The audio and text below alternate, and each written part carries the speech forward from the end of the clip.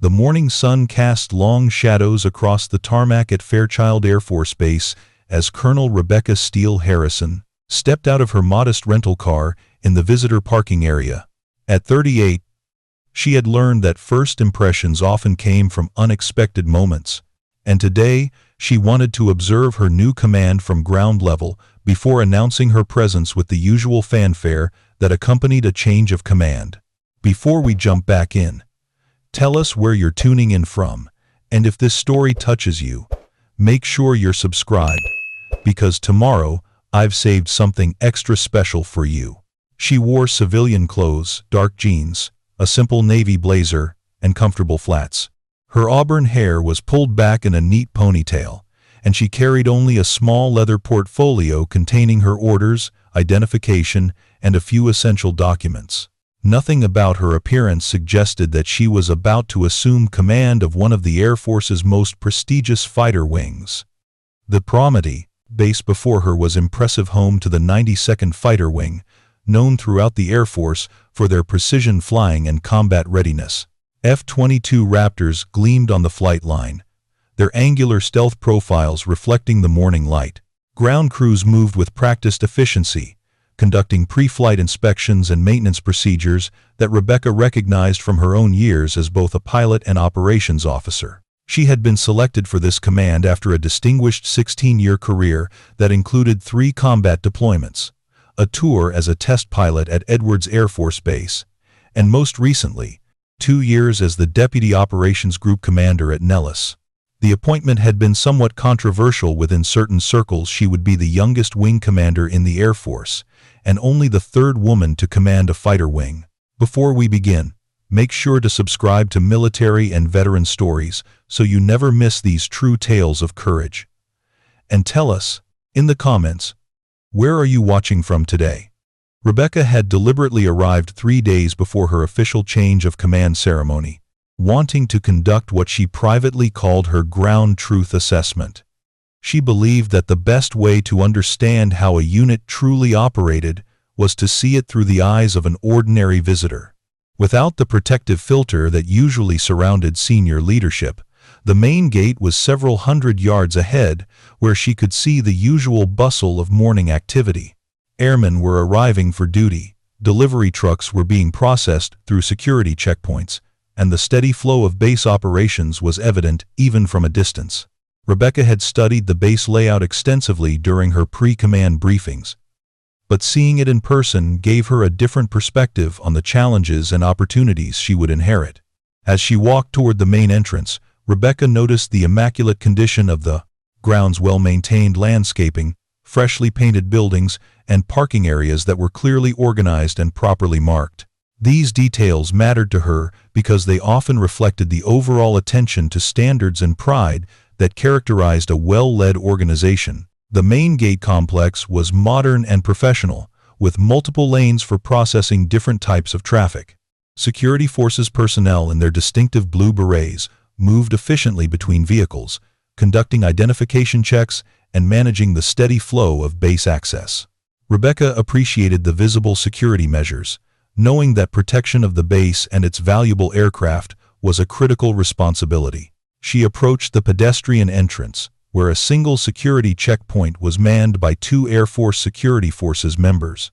The first was a young airman, probably in his early 20s, with a crisp uniform and alert demeanor that suggested he took his duties seriously. His name, tape read Martinez, and he had the look of someone relatively new to the Air Force but eager to prove himself. The second guard was a senior airman, perhaps in his late 20s, with the bearing of someone who had been in security forces for several years. His name tape identified him as Thompson, and he appeared to be the senior member of the team on duty. Both airmen looked up as Rebecca approached, their professional attention focused on her identification requirements. Rebecca reached into her portfolio to retrieve her military identification card. Her common access card clearly displayed her photograph, name, and rank as colonel, along with the appropriate security clearances that should grant her access to any Air Force installation. The process was routine for her. She had accessed hundreds of military facilities throughout her career, and identification verification was usually quick and straightforward. "Good morning, ma'am," Airman Martinez said politely as Rebecca approached the checkpoint. His tone was courteous and professional, exactly what she would expect from a well-trained security forces member. "May I see your identification, please?" Rebecca handed over her CAC with a friendly smile, appreciating that the guards were attentive and engaged rather than simply waving people through without proper verification. Security was a serious responsibility, and she wanted to see evidence that her airmen took it seriously.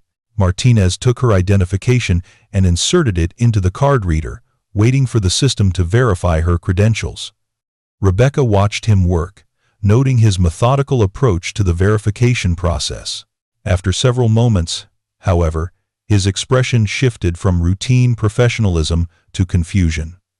"Ma'am, I'm going to need to ask you to step aside for a moment," Martinez said, his tone becoming more formal and cautious. "There seems to be some kind of issue with the system response." Senior Airman Thompson noticed the discreet interaction and moved closer to review the identification card himself.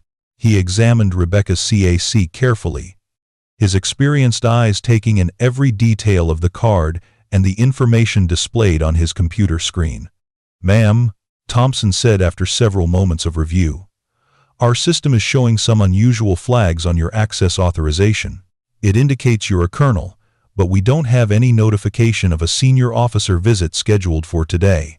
Our protocols require advance coordination for all field-grade officer visits." Rebecca felt a moment of surprise. She had encountered various security procedures at different installations, but she had never had her identification questioned in this manner.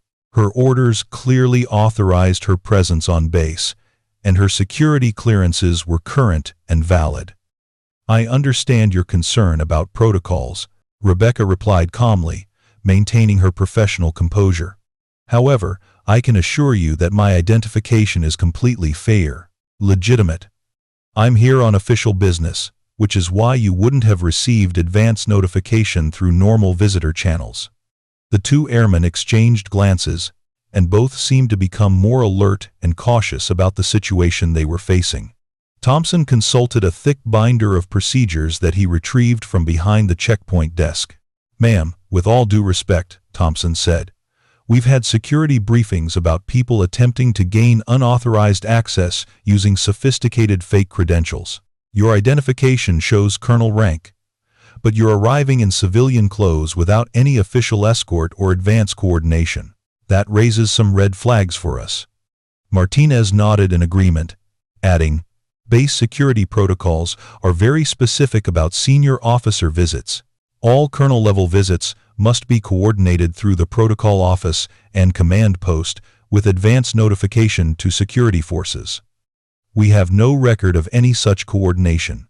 Rebecca realized she was facing an unexpected challenge.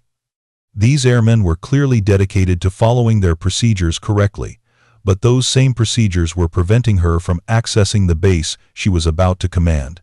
The irony of the situation wasn't lost on her, but she also recognized that their caution was exactly what she would want from security personnel. "I appreciate that you're taking security seriously," Rebecca said, keeping her voice calm and understanding. "That's exactly what I would expect from Air Force security forces. However, I do need to access the base today. Perhaps you could contact the command post to verify my credentials and authority." Thompson consulted his procedures manual again, flipping through several pages before finding the relevant protocol section. "According to our security instructions, when we have an unverified visitor claiming senior officer credentials, we must follow enhanced verification procedures until their identity can be confirmed through multiple official channels." The situation was becoming more complex than Rebecca had anticipated. She had wanted to observe her new command informally, but the very security measures she supported as a senior leader were now preventing her from conducting that observation. As the verification process continued, Rebecca found herself in the unusual position of being scrutinized by the very airmen she would soon command. She used the waiting time to observe their procedures and professionalism, noting that their adherence to protocols was actually commendable from a security standpoint. Could you provide any additional documentation that might help verify your purpose on base? Thompson asked, his tone remaining respectful but firm. Rebecca reached into her portfolio and retrieved several items that might help establish her credibility. Her military driver's license, her government travel card, and her Pentagon access badge were all consistent with her claimed identity and position. She also had a copy of her orders, though she was hesitant to reveal too much about her specific mission until the situation was properly resolved. Martinez examined the additional documents with the same careful attention he had given her CAC. These are helpful, ma'am, but sophisticated identity theft operations could potentially create documentation like this. We really need official verification from someone in authority who can vouch for your identity and purpose. As they continued their verification efforts, Rebecca noticed details about the security checkpoint operation that impressed her. The airmen maintained constant communication with their supervisors, documented every step of their procedures, and balanced courtesy with firmness in their approach to the unusual situation. More importantly, she observed how they handled other visitors during the same time period. A contractor arriving for scheduled maintenance was processed efficiently after Thompson verified his appointment through the appropriate office. A family member visiting someone on base was courteously directed to the visitor center for proper sponsorship procedures. Every person who approached the checkpoint received the same professional attention that she was experiencing. "Ma'am," Thompson said after consulting with someone on his radio, "I've contacted our flight sergeant, and he's instructed us to hold your position until we can get official verification from the command post or protocol office. This might take several minutes, but we need to follow proper procedures." Rebecca nodded her understanding, though she was beginning to feel frustrated by the delay. Her carefully planned morning of informal observation was being derailed by the very security protocols she had helped develop and implement at previous assignments. During the wait, she found herself studying the airmen more closely. Martinez was clearly eager to do his job correctly, asking thoughtful questions and taking detailed notes about the situation. Thompson demonstrated the kind of experienced judgment that came from years of handling unusual security challenges.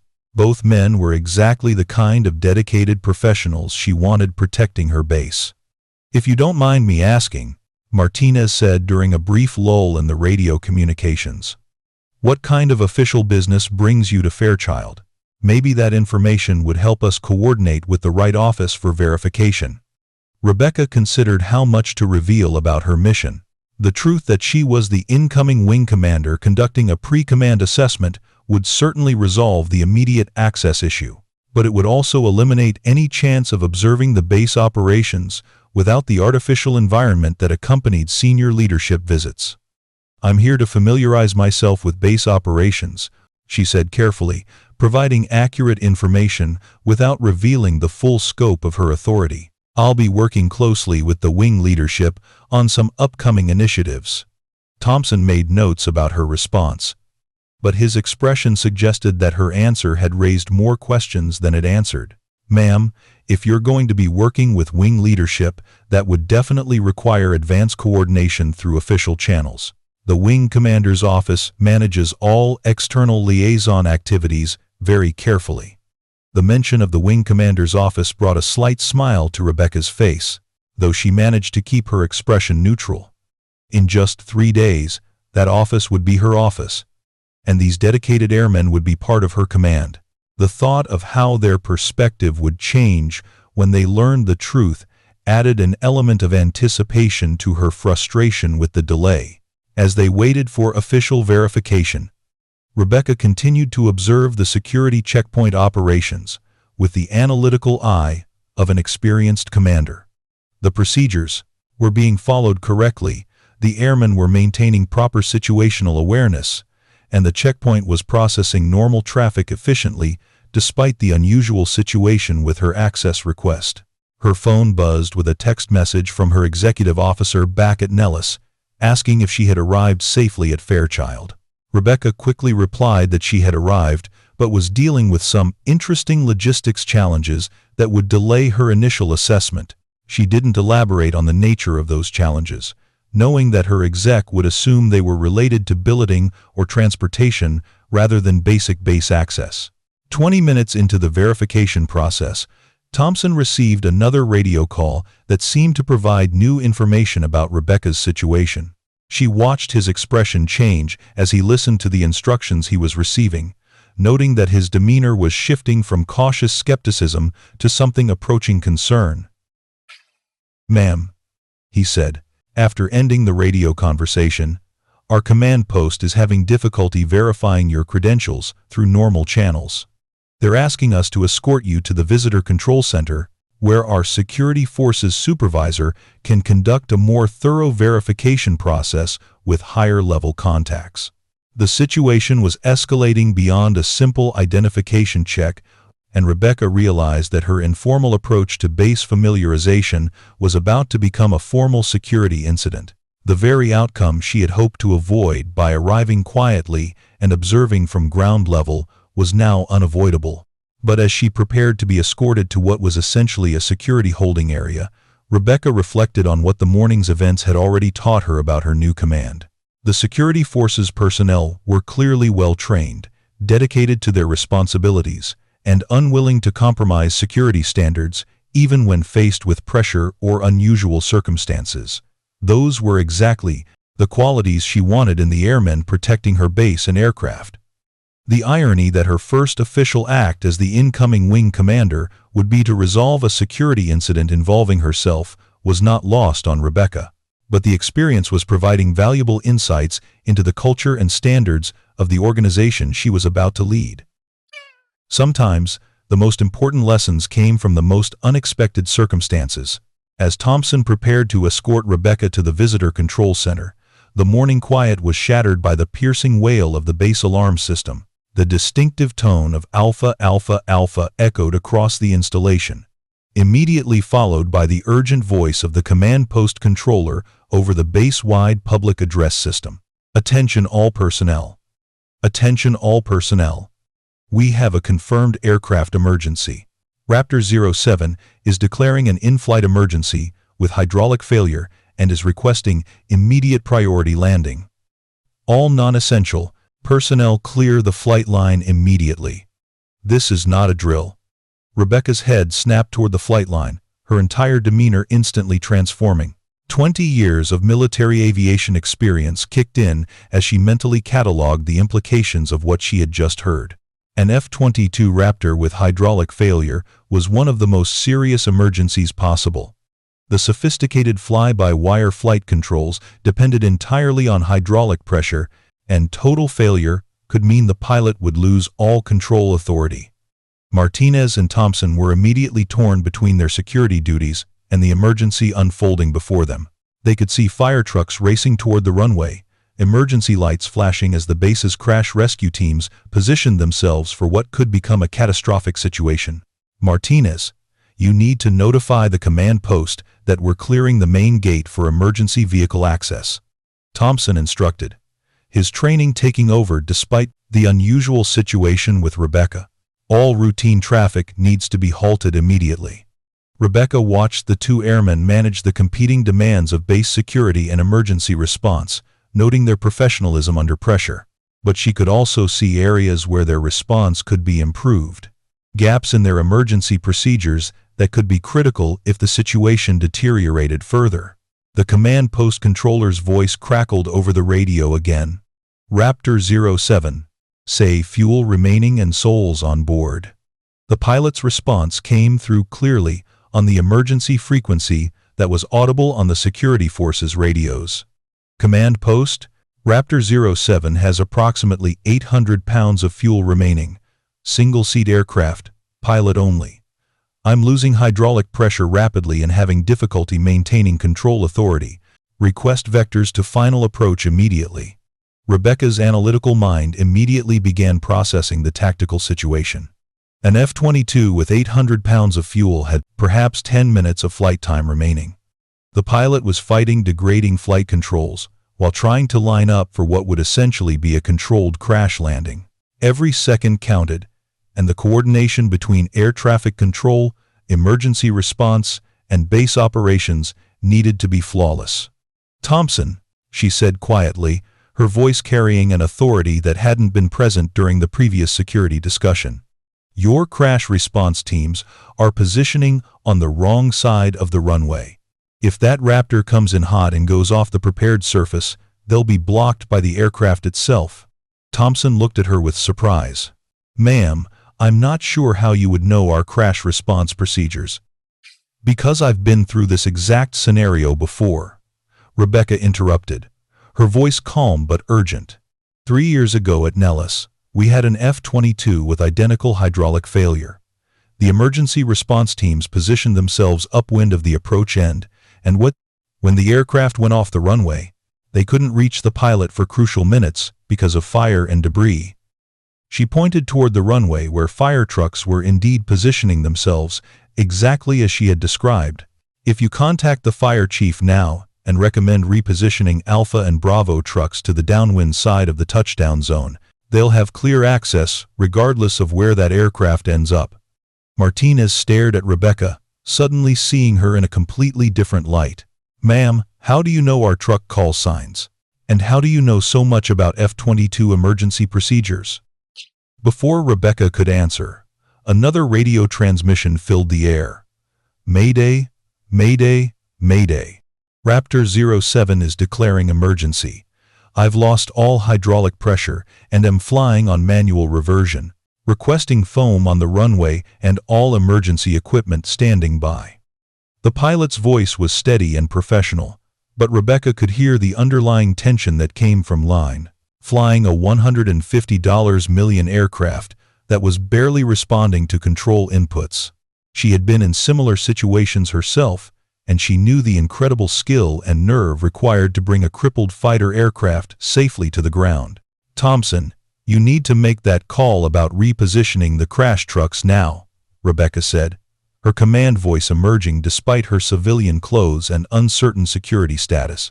"And someone needs to notify the command post that the runway approach needs to be clear of all personnel except essential emergency responders." Thompson hesitated for a moment, caught between his security responsibilities and the obvious expertise this mysterious woman was demonstrating. But the urgency of the situation and Rebecca's confident technical knowledge overcame his protocols. "Martinez, get the fire chief on the radio immediately," Thompson ordered.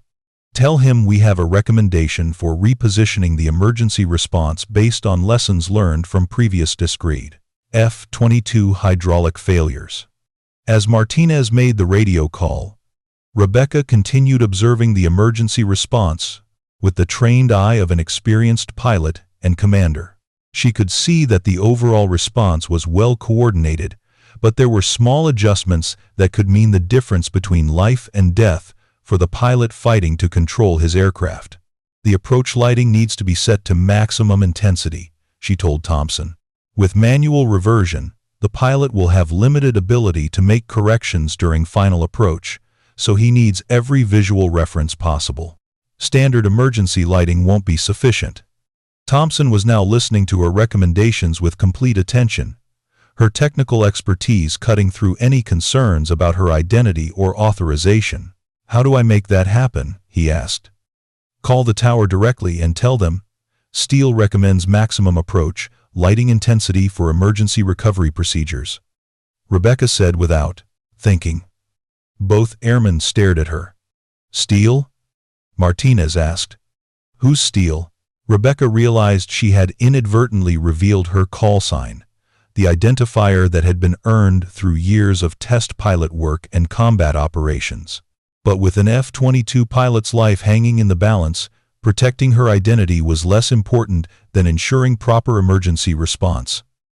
"That's not important right now," she said firmly. "What's important is getting that pilot on the ground safely. Make the call about the lighting.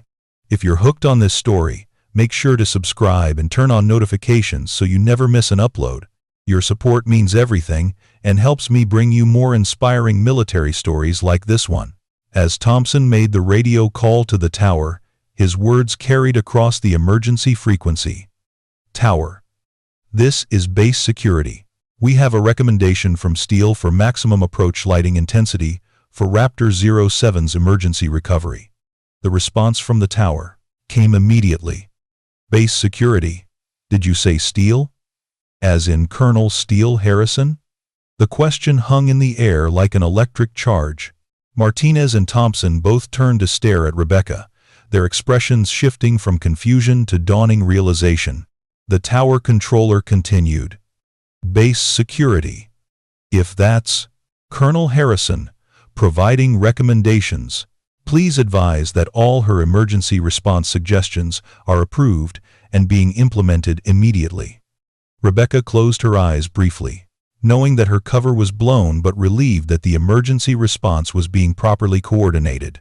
When she opened them, both airmen were looking at her with expressions of shock and growing understanding. "Ma'am," Thompson said slowly, "are you Colonel Rebecca Harrison?" Before Rebecca could respond, another voice came over the radio. This one from the command post. All stations, be advised that Colonel Rebecca Harrison is the incoming wing commander for the 92nd Fighter Wing. Any operational recommendations from Colonel Harrison should be treated as command guidance. Break. Colonel Harrison, if you're monitoring this frequency, the wing command post requests your presence in the tower for coordination of emergency operations. Preparing and narrating this story took us a lot of time, so if you are enjoying it, subscribe to our channel. It means a lot to us. Now back to the story. Martinez's jaw actually dropped. "The incoming wing commander?" he whispered. We've been security holding the incoming wing commander?" Rebecca finally allowed herself a slight smile. "Airmen, you've been doing your jobs exactly as you should. Your adherence to security protocols is commendable, and you should not feel that you did anything wrong." Thompson was frantically trying to process what had just happened. "Ma'am, Colonel, we had no notification of your arrival. We followed procedures, but—" "You followed procedures perfectly," Rebecca assured him. "The failure was in the notification system, not in your security response. But right now, we have a pilot who needs our attention more than this situation does." Another transmission from Raptor 07 interrupted their conversation. "Tower, I'm having difficulty maintaining heading on final approach. Controls are extremely sluggish, and I'm fighting to keep the aircraft aligned with the runway." Rebecca's training and experience took over completely. "Thompson, I need you to contact the tower immediately and relay that Raptor 07 should consider a slightly higher approach speed to maintain control authority, but prepare for a longer landing roll. Martinez, get the fire chief and tell him to have foam ready for immediate deployment if the aircraft goes long on the runway." Both airmen responded instantly to her commands, their earlier skepticism completely replaced by professional respect and urgency. They had been trained to follow orders from senior officers, and Rebecca's knowledge and authority were now undeniable. "Tower, base security relaying from Colonel Harrison," Thompson transmitted. "Recommend Raptor 07. Maintain slightly higher approach speed for better control authority and advise emergency response teams to prepare for extended landing roll." The tower controller acknowledged immediately. "Roger, base security. Passing recommendation to Raptor 07 now. Colonel Harrison, tower requests you proceed to our facility immediately for direct coordination." Rebecca looked at the two airmen who had been holding her for security verification just minutes earlier. "Gentlemen, I need to get to that tower immediately. Can you provide escort?" "Yes, ma'am," both airmen responded simultaneously, their voices carrying a mixture of embarrassment and determination to help resolve the situation they had inadvertently complicated. As they quickly processed her through the security checkpoint with the appropriate honors due a full colonel, Martinez shook his head in amazement. "Ma'am, I can't believe we didn't recognize. Your arrival wasn't coordinated through any of our normal channels." "Airman Martinez," Rebecca said as they hurried toward the waiting security forces vehicle. You and Thompson demonstrated exactly the kind of vigilance and protocol adherence that protects this base and its personnel. Never apologize for doing your job correctly." Thompson, who was driving the emergency response vehicle toward the tower, glanced in his mirror at Rebecca. "Colonel, may I ask why you arrived without coordination through normal VIP channels?" "Because I wanted to see how this base really operates," Rebecca replied, "not how it operates when everyone knows the wing commander is watching. This morning's events have already taught me more about the character and competence of my airmen than any formal briefing could have." As they raced across the base toward the tower, Rebecca's mind was focused on the immediate crisis. An F-22 pilot was fighting for his life in a crippled aircraft, and the coordination of emergency response required her immediate attention. But she was also aware that word of her presence and identity was spreading rapidly across the base communication networks. The tower was a hub of controlled urgency when Rebecca arrived. Air traffic controllers were managing the emergency with professional precision, coordinating with emergency response teams, command post personnel, and the pilot of Raptor 07, who was now on final approach with a critically damaged aircraft. Master Sergeant Rodriguez, the tower's senior enlisted leader, looked up as Rebecca entered. "Colonel Harrison, thank you for getting here so quickly. We've implemented all your recommendations, and emergency response teams are positioned according to your guidance." Through the tower's panoramic windows, Rebecca could see the F-22 Raptor on final approach, its landing lights blazing against the morning sky. The aircraft's approach looked stable, but she could see the subtle signs of a pilot fighting degraded flight controls, slight oscillations in the approach path, shallow corrections that suggested limited control authority. "What's the pilot's experience level?" Rebecca asked, studying the aircraft's approach characteristics. "Captain Mitchell, 8-year pilot, approximately 1,200 hours in F-22 seconds," Rodriguez replied. "Solid aviator. But this is his first major in-flight emergency." Rebecca nodded, her mind processing the information. An experienced pilot, but dealing with an emergency he had only practiced in simulators. The real aircraft's handling characteristics, with total hydraulic failure, would be significantly different from anything he had experienced in training. "Tower, Raptor 07 is on short final," came the pilot's voice over the radio. "Controls are barely responding. I'm committed to this approach." Rebecca picked up the radio handset, her voice calm and authoritative. "Raptor 07. This is Steele. You're looking good on approach. Keep your speed up until touchdown. Then full aerodynamic braking. Emergency response teams are positioned and ready." "Steele?" came the surprised response from Captain Mitchell. "Steele, is that really you on frequency?" "Affirmative. Raptor 07. Concentrate on your approach. You've got this." The use of her call sign had an immediate effect on everyone in the tower. Steele was legendary throughout the fighter pilot community, a test pilot who had recovered from multiple in-flight emergencies. A combat veteran with an impeccable reputation for skill under pressure. Her presence on the emergency frequency was reassuring to everyone involved in the response. Thompson and Martinez, who had followed Rebecca to the tower, watched in amazement as she coordinated the emergency response with natural authority and technical expertise. The woman they had been security holding for identity verification was now directing the recovery of a multi-million-dollar aircraft and potentially saving a pilot's life. "Raptor 07 is touching down now," Rodriguez announced as the F-22 made contact with the runway. The aircraft landed hard but safely, its drag chute deploying immediately as Captain Mitchell fought to keep the aircraft on the centerline while it rolled out at higher speed than normal. "Good landing, Raptor 07, Rebecca transmitted. "Continue straight ahead. Emergency response teams are standing by." The aircraft rolled for nearly 6,000 feet before finally coming to a stop, well within the runway's available distance, but requiring the extended landing roll that Rebecca had anticipated. Fire trucks immediately moved to surround the aircraft, foam systems ready in case of fire or fuel leak. "Raptor 07 is stopped and secure," came Captain Mitchell's relieved voice. Aircraft systems are shut down, and I'm preparing to egress normally. Thanks for the guidance, Steele. That approach felt a lot more manageable with your recommendations.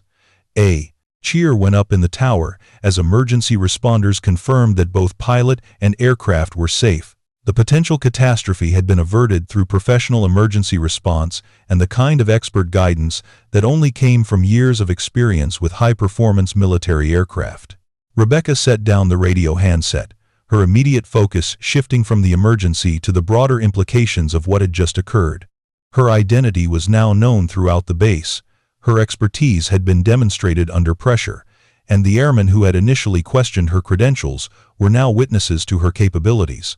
Colonel Harrison, Master Sergeant Rodriguez said, "That was outstanding emergency coordination. Captain Mitchell owes his life to your recommendations about approach speed and emergency response positioning."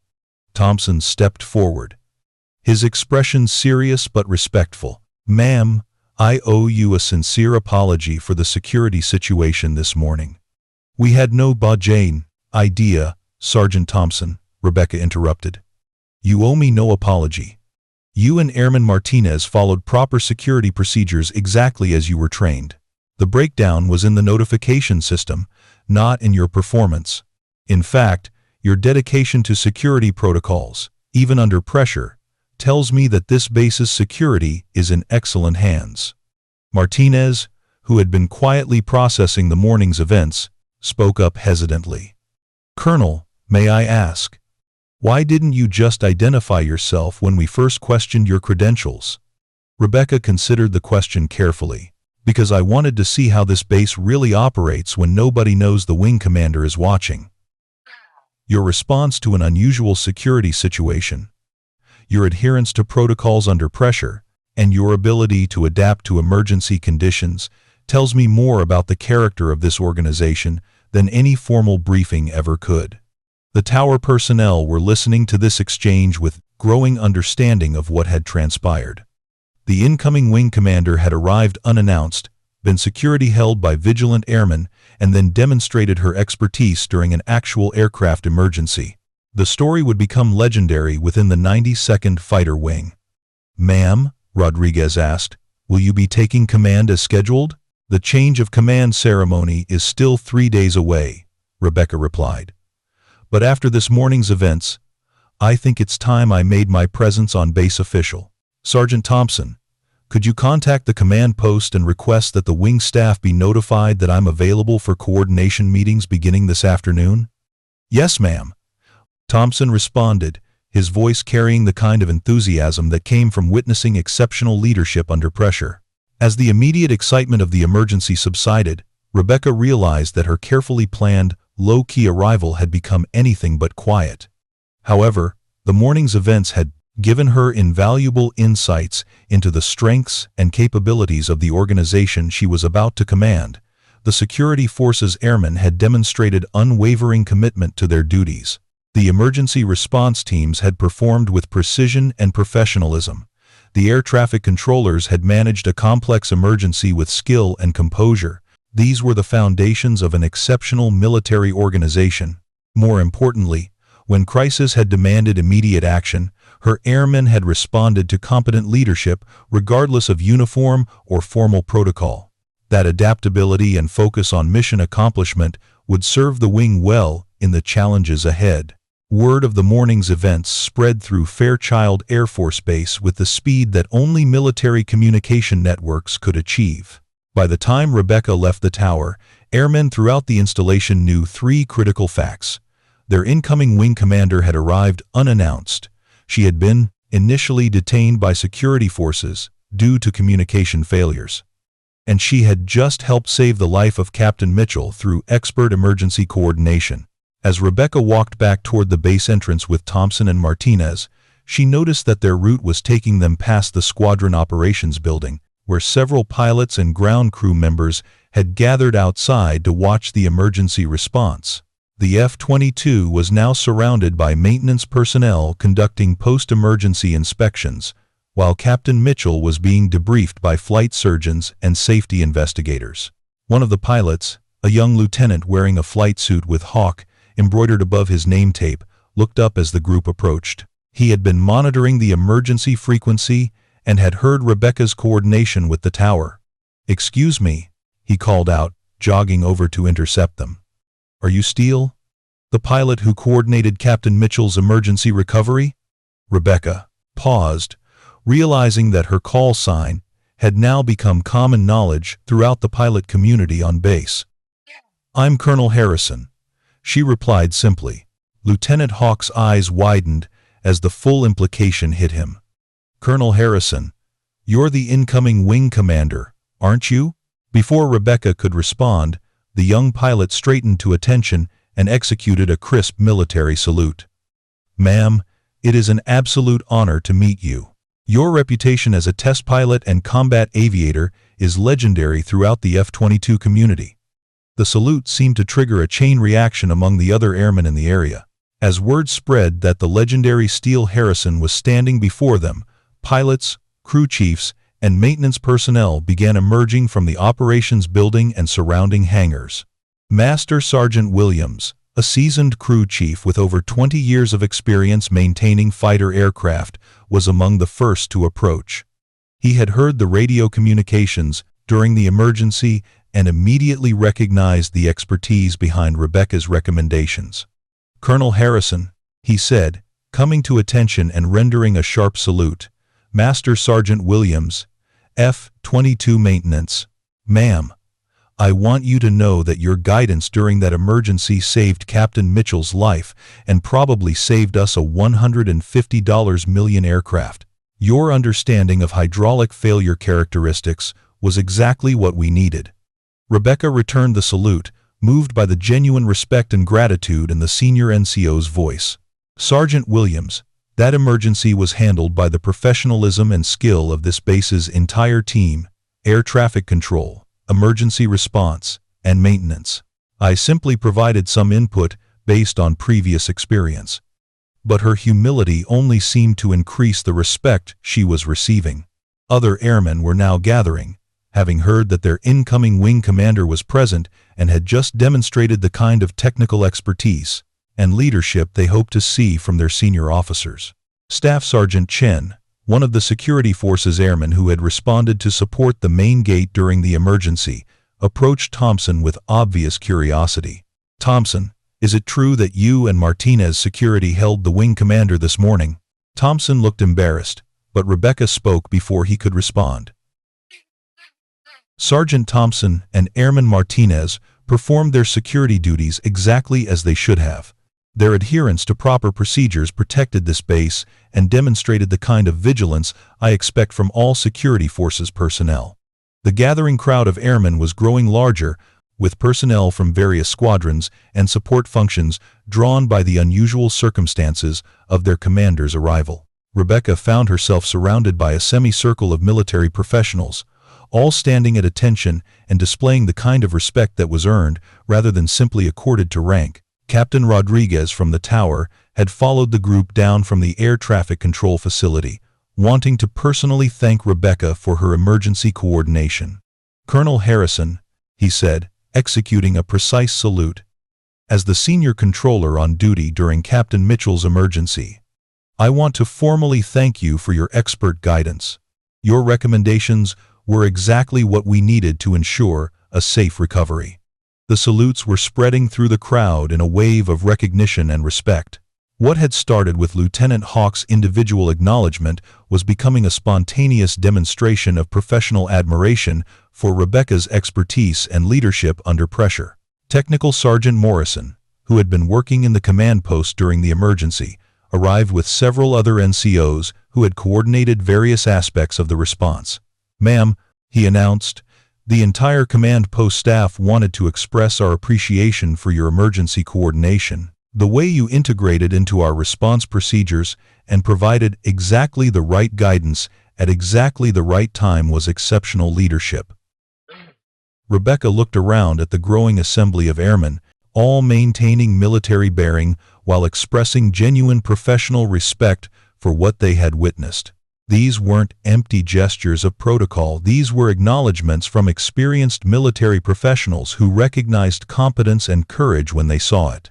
As the impromptu gathering continued, a staff car pulled up near the operations building, and Colonel James Morrison, the outgoing wing commander, emerged with obvious concern and urgency. He had been in a meeting with visiting headquarters personnel when word of the aircraft emergency reached him, followed quickly by reports that the incoming wing commander had somehow been involved in the emergency response.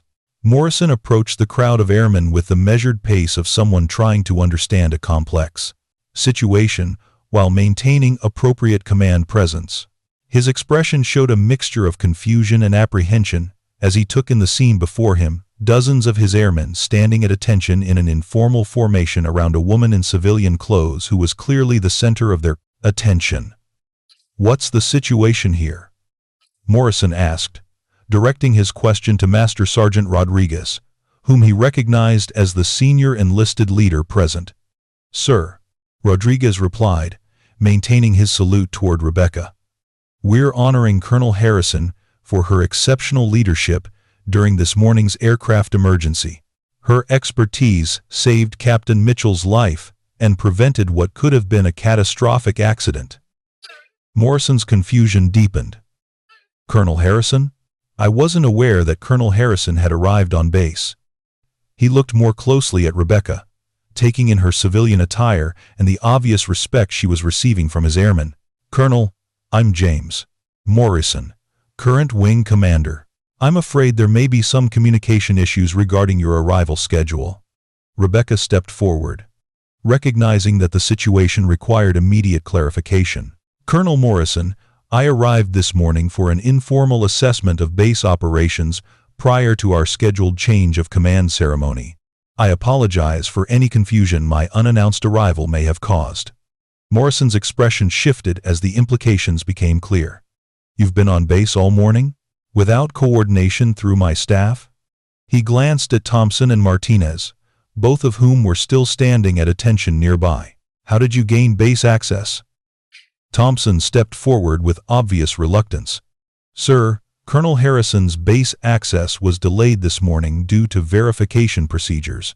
We followed protocol for unverified visitors until the aircraft emergency required immediate coordination with tower personnel." The euphemistic explanation didn't fully convey what had actually occurred, but Morrison's experienced understanding of military communication filled in the gaps. His incoming replacement had been security detained due to notification failures in his own command structure.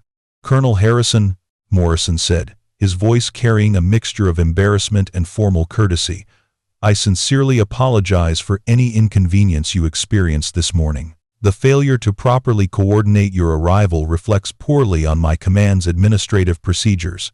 Rebecca recognized that Morrison was facing a potentially career-affecting embarrassment in front of his own airmen. Her response would set the tone not only for their brief overlap period, but also for how the transition would be perceived throughout the wing. "Colonel Morrison," she replied diplomatically, "this morning's events actually provided me with valuable insights into the exceptional quality of the airmen in this organization. The security forces personnel demonstrated outstanding vigilance. The emergency response teams performed flawlessly, and the air traffic controllers managed a complex emergency with professional excellence. Any administrative communication issues are easily corrected." Morrison's relief was visible, but he also recognized that his incoming replacement had just demonstrated the kind of gracious leadership that could have made his own position much more difficult. Rebecca's response protected his reputation while acknowledging the quality of his personnel. "Ma'am," Morrison said, coming to attention and rendering a crisp salute, "I want to formally welcome you to Fairchild Air Force Base and express my confidence that this wing will reach new levels of excellence under your command." His salute was held longer than protocol required, conveying not just military courtesy, but genuine respect for how Rebecca had handled a potentially embarrassing situation. The gesture was observed by every airman present, creating a visible demonstration of the leadership transition that would occur in 3 days. The formal exchange between the two colonels seemed to signal a conclusion to the spontaneous gathering, but the impact of the morning's events would resonate throughout the organization long after the crowd dispersed.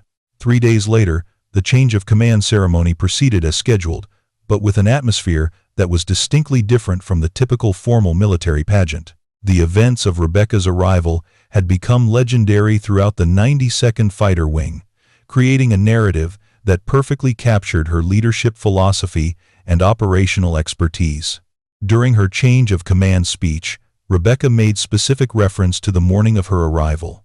The measure of an organization is not how it performs when everything goes according to plan, but how it responds when faced with the unexpected.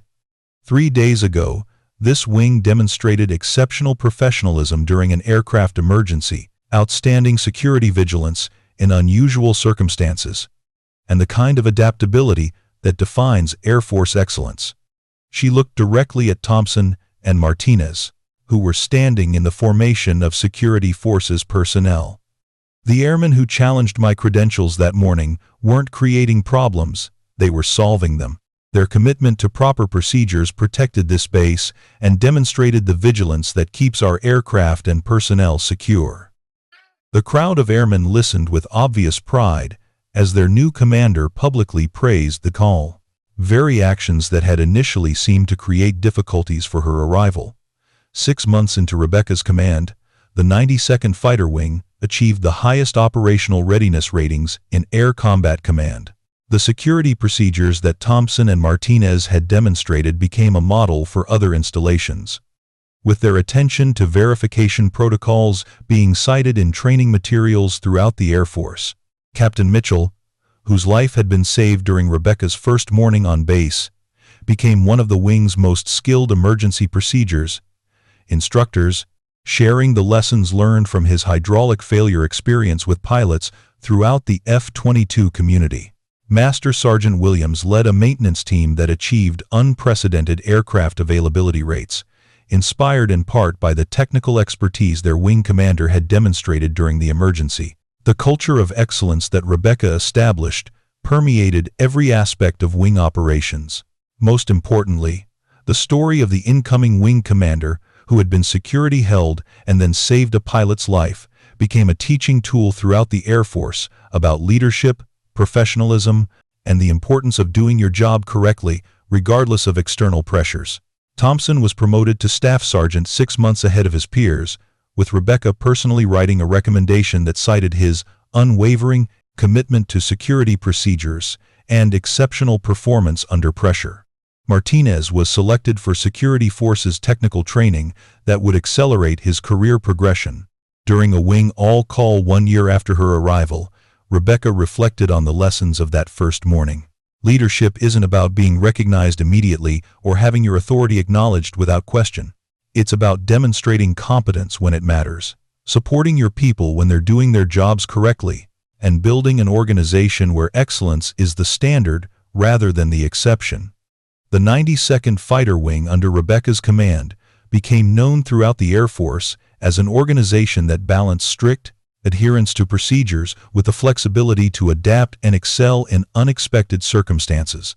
The culture she established where doing your job correctly was always the right answer, regardless of who might be watching, created an environment of professional excellence that attracted the best personnel and achieved exceptional results.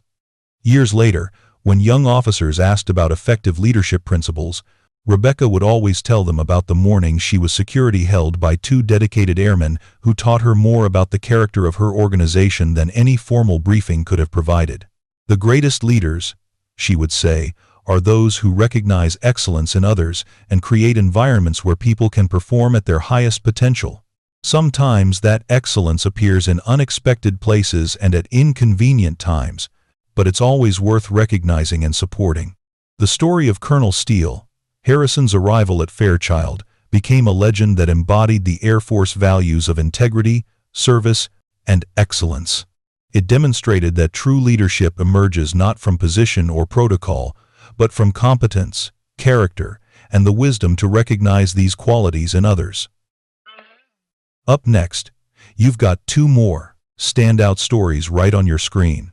If this one hit the mark, you won't want to pass these up. Just click and check them out.